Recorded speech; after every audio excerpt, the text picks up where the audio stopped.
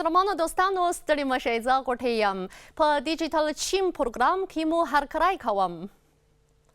کليوالو سړکونه او لارې د ترافیک هغه اساسي تاسیسات دي چې په ډېرو پراخو سیمو کې خلکو ته خیریه خدماتونه او ګټې رسوي نو کليوالو سړکونه او لارې د کارخانیزو چارو او کلیو د عصري کېدو بهیر د چټکتیا او د بزګرانو د ګټو د زیاتوالي لپاره ډېر اهمیت لري د 2024 کال په نومبر کې د چین د دولتي شورا مطبوعاتي دفتر په نوې زمانه کې د چین د کلیوالو سړکونو او لارو د پرمختګ د سپین کتاب په خپرولو سره د دغه هیواد په کلیوالو سیمو کې د ترافیکي پرمختګ او د اړوندو نړیوالو همکاریو په باب معلومات وړاندې کړي دي نو زه به په نننۍ پروګرام کې اړوند معلومات در سره شریک کړم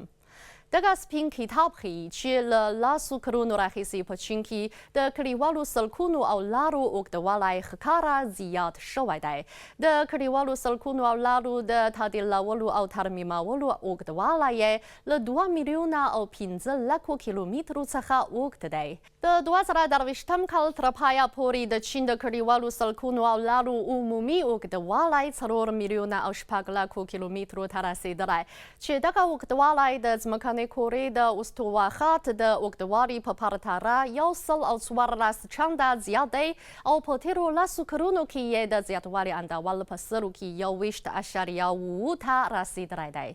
دغه راز د چین په کلیوالو سیمو کې د ولسواړۍ الکدارۍ او کلي په کچه د سړکونو او لارو اوږدوالي په جلا جلا توګه 7 لکو کیلومترو 1 میلیون 2 لکه او 400 کیلومترو او 2 میلیونه 6 لکه او 600 کیلومترو ته رسېدلی دي په کلیوالو سړکونو او لارو کې کابو 510 زره پلونه او 2222 تونلونه جوړ شوي دي په دې مناسبت د دغه هیواد په کلیوالو سیمو کې د اساسي ترافیکي تاسیساتو شبکه د ښارونو او ارکداریو د نښلولو ترڅنګ کروندو او پارټیو ته هم غځېدلې ده په داسې حال کې چې اوسمهال ډېر پرمختیایي هیوادونه لا هم له بېوزلۍ سره مخامخ دي او د کلیوال ترافیک ستونزه یې د اقتصاد او ټولنې د پرمختګ پر وړاندې له شته خنډونو څخه یوه ده چین د پرمختیایي هیوادونو د مسلکي ځواکونو د روزلو او د بېلابېلو هیوادونو د سړکونو د پرلهپسې پرمختګ لپاره زیار باسي چین د کمربند او لارې د ګډې آبادۍ په چوکاټ کې د سړکونو د پروژو د عالي تدریس د سړکونو د آبادولو په پار د پرمختیایي هیوادونو د تخنیکګرو د روزنیز تدریس او د سړکونو د شبکو د تګرارو د څېړنیز تدریس په شمول 28 روزنیز کورسونه ترسره کړي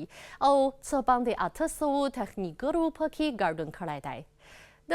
یوې نه بشپړې شوې احصایې له مخې له 2018 کال راهیسې چین د کمبودیا سربیا او رواندا په شمول 24 هیوادونو کې د سړکونو او پلونو له آبادۍ څخه ملاتړ کړی او د اساسي ترافیکي تاسیساتو د ښه والي لپاره یې له پرمختیایي هیوادونو سره هم مرستې کړي دي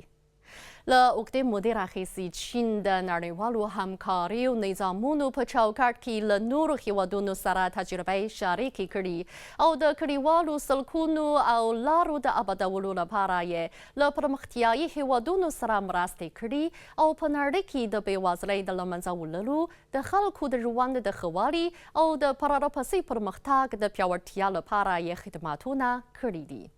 درانو دوستانو نننی پروګرام په همدې ځای پای ته ورسید له پاملرنې مو مننه کوم بریالي اوسئ